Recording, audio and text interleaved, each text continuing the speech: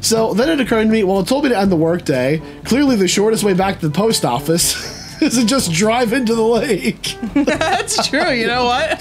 So let's end our workday by driving into the lake. I should have done that. I could have avoided driving so much more.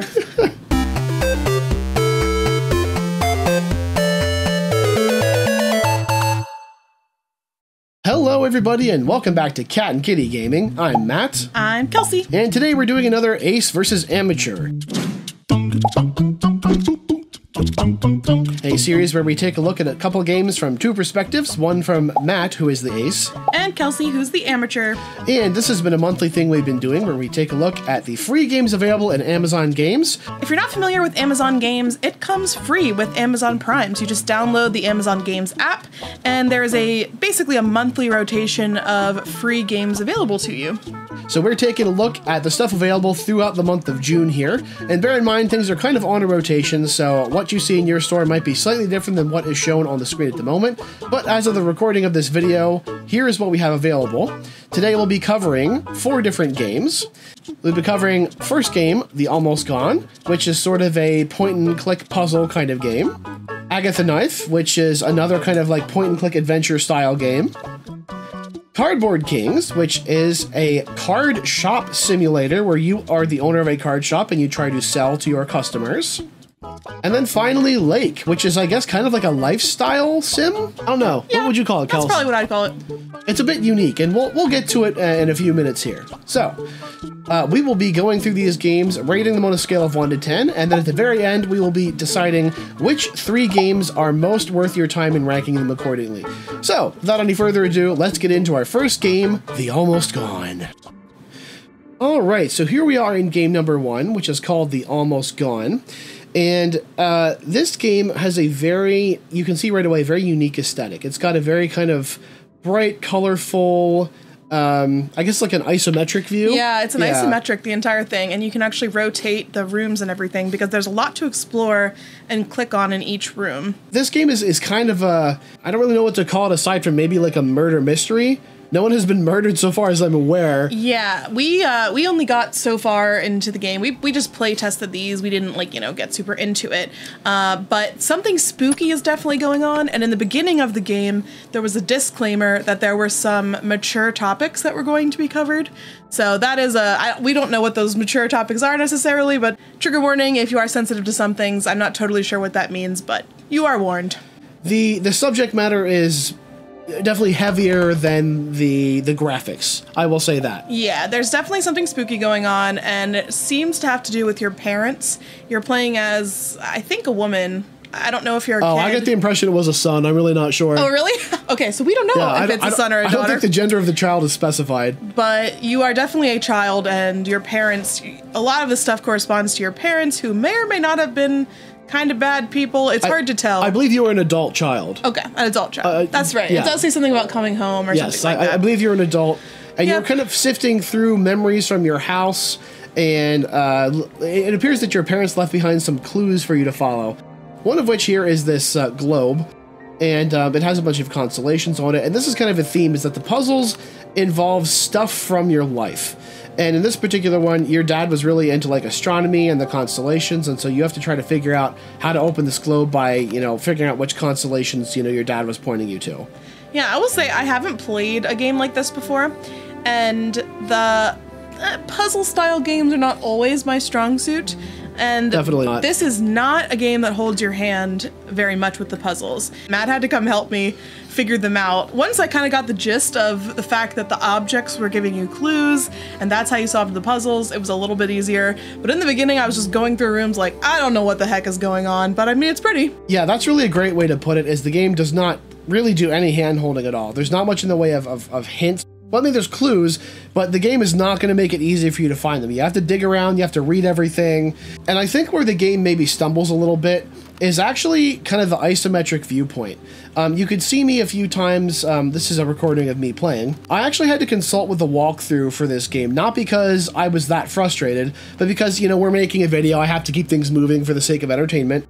and I realized that I couldn't solve one puzzle because I didn't realize there was a door that was like facing the camera. Yes, I had that exact same issue when I played through. I went past this one room several times without realizing that if you flipped it all the way around, then you could get out. We're not going to talk about this one at too great a length because it's a very short game. The walkthrough available on their website is only 7 minutes long. So I assume that means that if you know the answers, you can beat this game in 7 minutes, which is kind of crazy.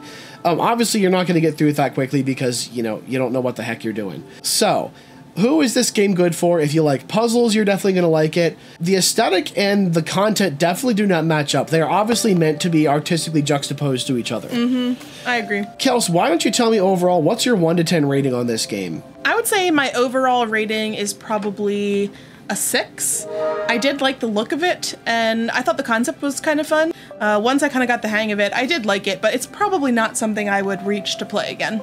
I think I'm pretty much in the same boat. I was also going to say 6 out of 10. This game, it's not reinventing the wheel. It's not doing anything new or earth-shattering. But if you're bored for like an afternoon or something, yeah, it might be a nice way to kill a few hours if you need something to do.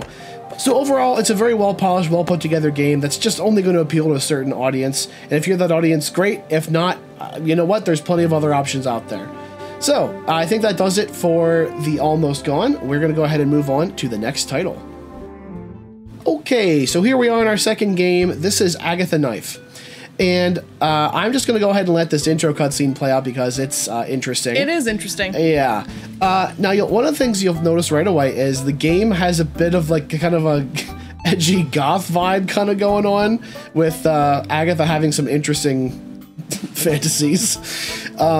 Another thing I noticed right away is that the text is in cursive. Now, you can change this, and the game will get to that in a few minutes. I did change it. I did too. Now, I was still in that generation where they taught us to read and write cursive, but I still don't enjoy reading it. I'd still rather read print. You can't read cursive particularly quickly. No, it's not easy to read. As an artistic choice, I mean, I guess it does match the aesthetic, but it just makes it unnecessarily hard to read. So yeah, you'll learn that the character Agatha is supposed to be 7 years old, which is weird considering you will see all the weird stuff she does, or in that intro scene you can see that she likes to go to the butcher shop with her mom and carve up animals so she can eat them, and she's 7, so that's interesting.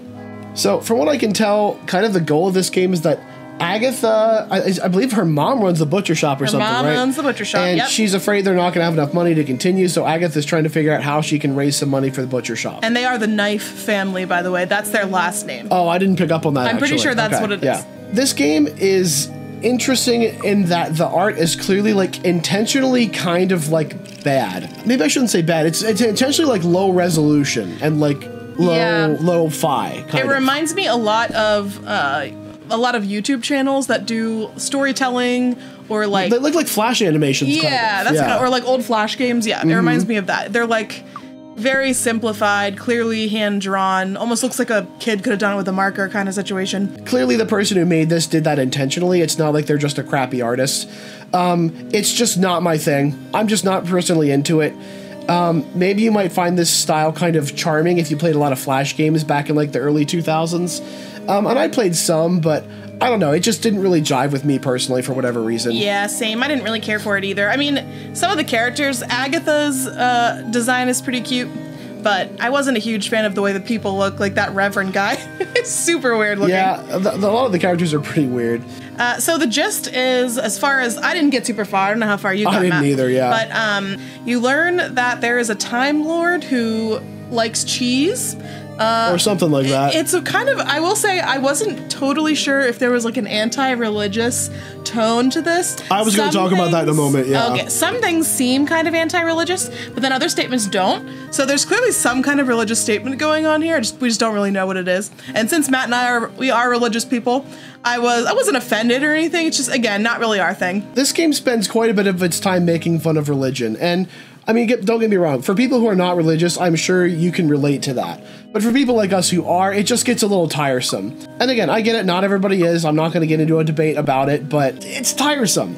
And it was hard to tell whether the game was trying to be tongue-in-cheek about it or whether it was actually serious. Yeah, I went back and forth wondering, like, are you actually making fun of it or not?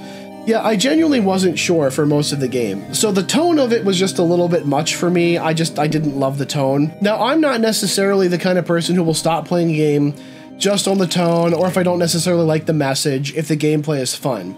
I can't really say that I had all that much fun with this game, and I think part of the problem was the game does not give you particularly clear objectives. So, like, you know, it really gives you almost no objective, honestly. Basically, you know that you're supposed to help Agatha save the butcher shop. That's basically what you're supposed to do. But, and then you can see we finally switched the font over. Much better font. So much easier to read. Now, I'm sure as you go around and talk to people, you'll solve puzzles and figure stuff out. But, like, I don't know. I just didn't enjoy the dialogue enough for that. You know what I'm saying? Yeah, the interactions, there's a bunch here in the church, and then if you go outside, there's some other, like, kids that you talk to. Yep. They're not particularly interesting interactions, though, and kind of like we said, they harp on the, we don't know quite if it's anti-religious thing a lot. That's, like, basically all the conversations are people saying strange things about communion or just a bunch of other religious stuff.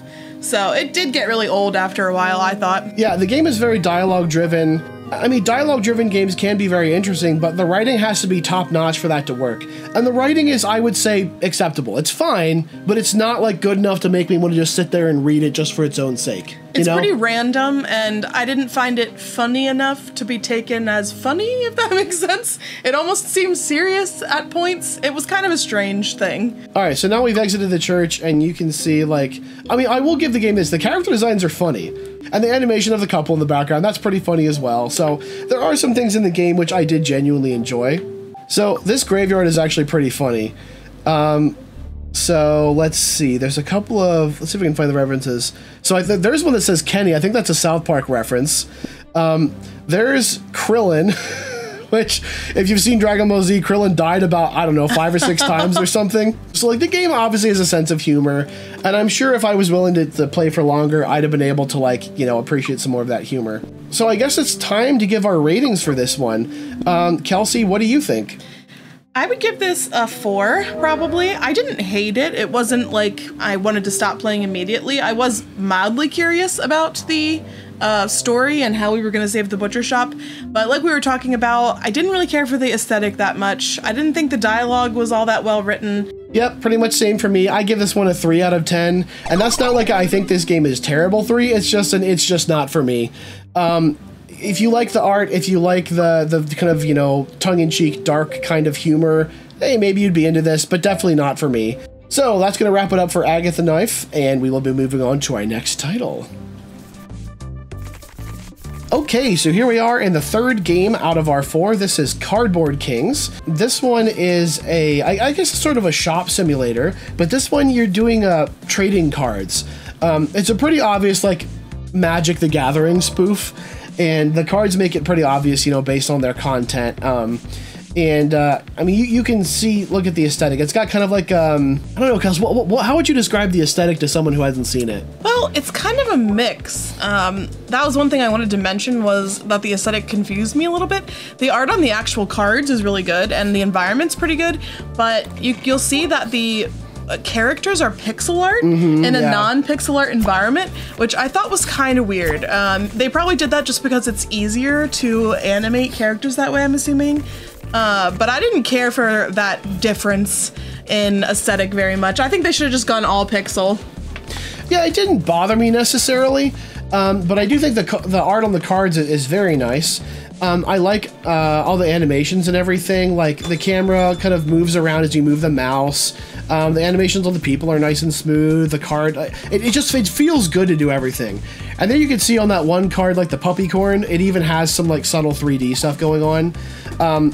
So the aesthetic is clearly very intentional. See, unfortunately, I didn't go to art school, so I don't know all the terms for how you would describe For once, I know the terms that you don't, maybe. I know, imagine that. So yeah, the gameplay loop is pretty simple here. You're basically displaying cards for people to buy. Sometimes people will haggle with you. Sometimes they'll request, like, a specific card. There's also kind of a backstory going on. You're the son of, I believe, the guy who originally opened the card shop. And he was, like, a really famous player too, I believe. Yeah, and there's a parrot that kind of, I don't know if he belonged to your dad or what, but he's sort of the tutorial. He gives you all the information that you need, and he's an interesting character. But there's some sort of, I won't say conspiracy, but some mysterious things going on with the guy who invented the game, Warlock. So there's a backstory to walk through with this as well, which is kind of fun. So here you can see I'm on G-Bay, and I'm buying some cards to stock my shop with. And one of the things the game has you do is you go and check the calendar, and you can see like, oh, there's going to be a convention, and they're celebrating this type of card. This card's going to go up in price. So you can buy cards ahead of time. And there you can see, for example, it's like an event coming up, and it tells me exactly what's happening. Yeah, it'll tell you green cards are going to be popular soon, or this particular card is banned. Take that off of your roster or whatever. I will say that once I understood a little bit more about games like Magic, I found it much easier to play. I had to do a little bit of reading about some of the terms and things like that, because I did, believe it or not, I did play Magic a couple times, like in high school. I actually haven't. I actually have not. I had a boyfriend who was like super into it, so I played it a couple times, but I don't remember much about it. And you actually dated a guy who was more nerdy than me about something? Yeah, I That's guess kind of hard to believe. I know, it is hard to believe. Yeah. The way the shop works, the way you can control everything, I thought was actually really good. It's very intuitive. It's really intuitive, and as someone who, I struggle sometimes with complicated controls or interfaces, this interface was extremely easy to figure out. There was enough challenge that I felt like it was exciting, that I had to, you know, research and learn some stuff, but it was easy enough and held my hand enough in the beginning that I wasn't super frustrated trying to figure everything out. So that is, like, hats off to this game. It's kind of hard to do that, in my opinion, and this game really did that. And here I'm opening the mail, which is kind of fun. It's so much fun. Everyone loves opening packages. Oh my gosh, I even we ordered this stuff ourselves from G-Bay. We knew what we were getting, but still opening up was so fun. It is. Opening things is just satisfying. So here we go. Let's open another letter. Ooh. Oh, nice. Oh, yep, there's that shiny snoot bat. Nice. So here you can see, like, the current price versus what I purchased it for. And that is super handy. You don't have to remember. You don't have to go back and check a chart. Like, it just shows you what you bought it for and how much it's worth now. That makes stocking your shop really easy. And there is a time mechanic. So you want to try to get everything, you know, stocked and ready to go before customers show up. You want to try to finish everything before the day ends. So there's like some sense of urgency. You can't just like fart around all day and just do nothing. You actually have to try. But it's not overwhelming or anxiety inducing or anything like that. No, definitely not. I think it's a good pace.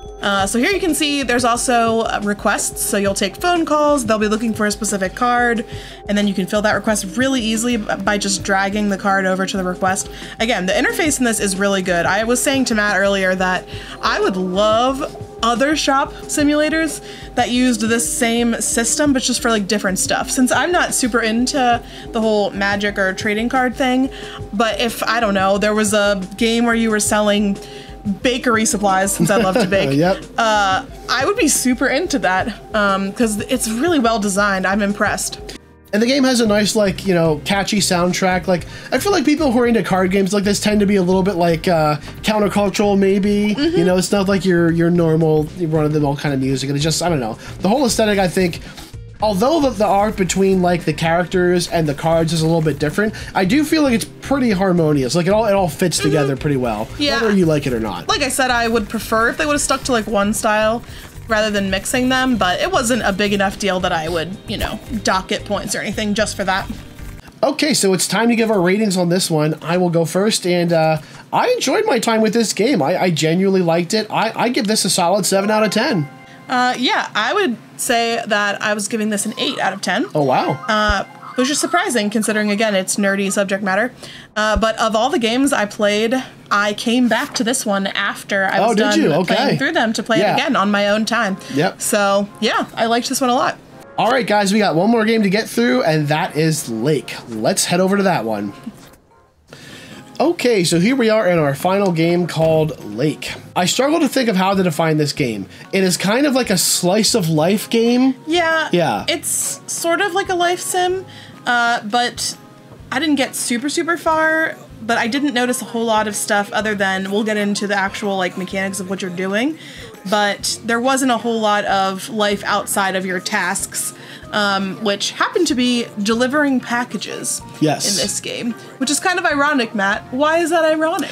It is ironic, Kelsey, because over 2 separate winters, I worked as a seasonal worker for UPS, delivering packages. When I was playing this, I literally was thinking, this is like UPS Simulator. That is what you're doing. It basically is. There's a lot I want to say about this game, and I have to not get ahead of myself. Let's just start with what we're doing right now. So here we are delivering a package, and you have 2 basic speeds. You have walk, and walk slightly faster. Yeah, the walk slightly faster is not that fast. No, this game is not in a hurry to do anything. I will say, I think that they're going for that vibe on purpose. I do think that this is meant to be leisurely and relaxing. They absolutely are. So they nail that. The environment is actually really nice in this game. Mm-hmm. You're kind of in this lake town, so it's kind of this ring around this big lake.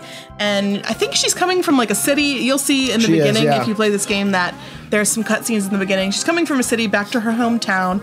And I did find the town to be very beautiful. So the main character's name is it Marlene, I want to say?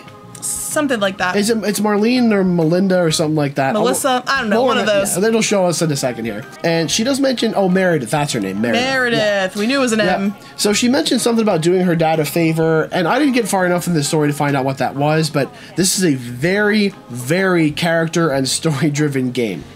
And that means that there are a bazillion cutscenes. And that is not like the devs just being incompetent. They clearly planned it that way because the whole point is getting to know the people in the town and getting to understand the backstory and everything. Basically every time you deliver mail or a package, most of the time there's some person there waiting to talk to you, and then it goes into this whole long cutscene about your relationship with them and stuff like that. Now, when you hear that, you might think, that doesn't sound like my idea of fun. You would not be alone. I did not really, I would, every time I deliver something, I'd be like, oh gosh, is there going to be someone here waiting to talk to me? Like, can I just get on with my job? Like, there is an option usually in the dialogue to be like, I gotta get going and just get out of there. Oh, I chose that option every time and they'd still talk my ear off. Yeah. It drove me nuts. Now, if you are an extrovert, you might find this more enjoyable. If you're an introvert like me, forced conversation is like, please, God, no. If it was us, we'd be like, just let me do my job and listen to my podcast and let me go home. It's like Michael Scott and Toby is the conversation. You're like, no, please, God, no. Exactly. So here you can see what, as far as I can tell, is the core gameplay mechanic of this game, delivering the mail. I don't feel like I'm being unfair by saying that, because I legit cannot think what else to describe as the core gameplay mechanic. Yeah. I was waiting for it to become more, and I didn't get super, super far because it was not becoming more. The game is really trying to go for the whole, like, ambience, story, that kind of thing. And I think there's two major problems with that. This game is clearly an indie title, and the visuals, while they're not bad, they're not enough to carry the really simple gameplay. And you could, if you just look around at some of just look around at the graphics. I mean, they're okay, but they're not there's not really much going on in the way of atmospheric. The technical term is volumetrics. When there's like dust or sunbeams or that kind of thing in the air, there's not much of that going on. The lighting is pretty basic. And I don't want to nitpick, an indie studio and make them sound like they're worse than they are. But if you're going to make a game that's really trying to be immersive and atmospheric, you've got to have atmosphere. And this game, unfortunately, is kind of lacking in that department. Yeah, because it's so simple and what you're doing is so simple and it's really a lot of talking to people. It would have been nice if it was a little bit more detailed as far as the imagery goes. But it is pretty. Like Kelsey said, it's pretty. Like, the lake is a beautiful location. It's just the graphics, the actual 3D representation of it just doesn't quite do enough, I don't think, to carry it. One thing I will give this game is that it has a pretty nice soundtrack. There you can hear it playing. Let's listen for a second. So, as far as I can tell, I think this is original music. I was wondering when I was listening to, because it's actually pretty good. I don't think they licensed it from another artist. I think it is actually written for the game, and the music is pretty good. It's like got an old school kind of country feel, and I enjoy that kind of thing. Yeah, so one of the main, like we said, mechanics of the game is driving your mail truck around. And if you've watched Katt and Kitty Gaming at all, you will know that I am horrible at all games that have to drive a vehicle. Oh, you don't say. Yeah, and it took me a long time to figure out how to not crash into literally everything. If you would like to see Kelsey being very bad at driving a car, click the little thingy up in the corner. You can watch her trying to play mini car racing. It's a good time. Yeah, it's worth a watch just for how dreadfully bad I am at it. So it took me I think the first day I was delivering mail took me, I don't even know, like an hour, because navigating around and driving was really tricky. But I actually had to stop playing the game because it was making me motion sick. Oh, okay. I did not have that particular problem. I'm kind of sensitive when it comes to motion sickness, but I've never had a game just regular on my PC like this cause enough motion sickness that I was like, nope, I gotta stop. I could forgive all the stuff I just mentioned if the core gameplay was fun. I did not find delivering the mail fun. Made myself play this game for about 45 minutes, which was about 30 minutes longer than I wanted to. And I was not having fun. You can't even deliver the mail quickly. It takes forever to get out of your truck and get back in. You have to walk extremely slowly. You can accidentally grab the wrong package. It felt like a chore. And I don't want to play games to feel like I'm doing a chore. I actually liked the delivering mail part of the game, but only for the first 15 or 20 minutes, and then it kind of started to wear off because it was the same thing over and over. The first couple times I thought it was kind of relaxing, like I knew exactly what I was supposed to do, I was just checking things off my to-do list, felt kind of satisfying, but it did get old. So since I played this game, I've been kind of thinking, what could be done to like fix the game and make it fun? And really, I think all they would have needed to do is offer some kind of reward for completing a day's deliveries. Like, maybe it's either you earn a paycheck, or maybe your reputation in town goes up, or maybe, I don't know. There just needs to be some kind of payoff for doing the work, because then it would feel rewarding. But there's really nothing other than check off that box, like, there's no consequences either. Like, if you crash the truck, oh, we'll get to that. We will get to that. And I think this game suffers from the exact same problem as Agatha Knife. If you're going to have a game that's so character-driven, your writing has to just be phenomenal. And the writing is just okay. Yeah. It's not bad, but it's just not strong enough to carry the game. They're not interesting enough that I want to get to know them. In fact, most of the time I'm trying to get out of a conversation as quickly as possible because, again, the voice acting is adequate. It's okay, but it's not good enough to make me want to sit there and have a conversation with people. Again, I hate to trash on an indie studio because they clearly can't afford, you know, top-notch voice actors. I get it. Then that speaks to a problem in your design philosophy. Maybe you shouldn't have had voice acting at all. Maybe it all should have just been text-based, and then you wouldn't have run into that problem. I actually thought that might have been better because you'll notice that when you have a dialogue with somebody, it gives you options you can click. It will actually have the voice acting read that line, and I just thought it was kind of redundant. Okay, so we've arrived at Crazy Cat Lady's house. Aw, I wish I could pet them. They're so cute. Close. Okay, up close, they're a little weird looking. Look at that thing. Look at it. Has no soul. Look at those dead, lifeless eyes. It looks so weird. I don't know. I like all cats, even when they're weird looking. It looks like a demon wearing cat skin. I'm trying to pass for a cat. Bring me sugar and water. Yeah. Edgar, your skin is hanging off your bones. That is a little bit what it's like. You have to like if you get the reference. So here's where I was like, let's have a little fun. I regret nothing. It just takes you into the loading screen. And it just takes you back to the post office. Oh my gosh. I don't know what I was expecting, but I guess I thought there'd be some consequences, like at least Frank would tell you off for being reckless or something, and no, nothing happens at all. I figured, and they introduced you to a mechanic at one point, I figured like you're gonna damage the car and have to take it to the mechanic, but no, I hit like 10 poles and 10 trees, and not once did I have to take the car to the mechanic, so yeah. So now I'm like, okay, well what happens if I just run into the water? Since I can't loading screen. Yeah, it's not going to teleport me back to the post office without the truck, is it? So I'm just, you know, casually strolling into the water because you can't actually run in this game. And it's just supposed to be back in the truck. Back in the truck. Okay. So then it occurred to me, well, it told me to end the workday. Clearly the shortest way back to the post office is to just drive into the lake. That's true. You know what? So let's end our workday by driving into the lake. I should have done that. I could have avoided driving so much more. So here's one of the few things in the game that genuinely made me smile was like Back to the Present, you know, and what's that say, Ghost Blasters on that poster there? Oh yeah, Ghost Blasters. So there's a lot of fun references to movies that were made in the 80s. The bee instead of the fly, or the thing. The maze instead of labyrinth. All right, time to take a shortcut back to the post office. Okay, so at this point I'm about done playing, but I'm like, time to have a very riveting conversation with Frank. I thought, what if I stand really close to the wall and try to get Frank to talk to me in some really weird way? And here's what happened. Well, hello there. Oh no! So when I was done talking to Frank, it put me like in front of him, which clipped me through the wall. Your face is just sticking out of the wall. So I'm stuck inside the wall now. And at this point, I'm like, did I just soft lock myself? Like, what the heck happened? I honestly wasn't even trying to break the game. I was just trying to get something funny to happen with Frank. Maybe I should just load my save, you know, because that seems like a smart thing to do when you're soft locked. And I'm back inside the wall again. Oh no! The only thing I can think to do is, can I talk to Frank? Oh, okay. So now I'm talking to Frank. And voila, we're saved. Oh, okay. Time for overall ratings in this one, and I guess it's going to come as no surprise to people. I didn't care for this title. Unfortunately for me, this is a 2 out of 10. I did not enjoy this one. Whoa. And it's not because the game is that terrible, it's just because I did not like it. So I was just so fed up with this game. I did not have fun with it. Definitely not for me. I've already stated my point many times over.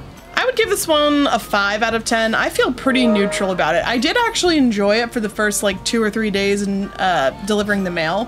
But like I said, it made me motion sick. The camera controls are kind of wonky. That definitely lost it points in my book. Yeah. And it was also the kind of game where I was like, I really don't feel like staying and playing more. So I gave up on it pretty fast too. So there you go. That's Lake. I can't personally really recommend it. And even people like Kelsey, who this game is probably more designed for, are still kind of neutral. Yeah, on it, so. I'm probably the target audience for stuff like this because I love things like The Sims. But yeah, this is definitely not like The Sims at all. So, hey, I mean, if it's still free when this video goes up, maybe check it out if you're into that kind of thing. But just be warned, there are some problems. You can satisfy your inner fantasy to be a UPS driver if you really want to. If you really want.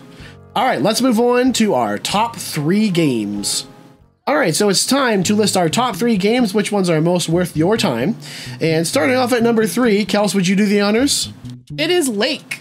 Lake is, I gave it a pretty low rating, but I could see the merit in it. I could see the idea behind it. For a gamer like me, it was actually a little bit fun in the beginning. So we're going to call that one the 3rd best or most worth your time. Don't get me wrong. It's not like there was nothing good about it. Just definitely not for me. Coming in at number 2, we have The Almost Gone.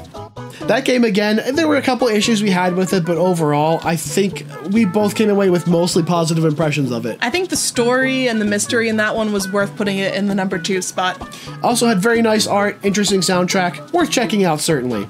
That means, of course, coming in at number 1 is Cardboard Kings. Yeah, we actually legitimately enjoyed this one, and like I said before, I came back to play this after I played it just for testing, just to keep going and figure out a little more of the story, so it's worth it, I think. Hey, even if you're not into games like Magic the Gathering, it's still a really fun shop sim, and I think pretty much anybody would have fun with it. It's a very well-polished, well-made game. Yeah, I'm definitely not the target audience for something like that, and I still loved it. Yeah, I think that's a testament to its quality. So that's it for this episode of Ace vs. Amateur. Hey, thanks for watching. And if you're interested in playing or trying out some of these games, we'd love to hear in the comments which one you're most excited about or which one you've already played and how you feel about them. And we will see you next time. See ya, everybody.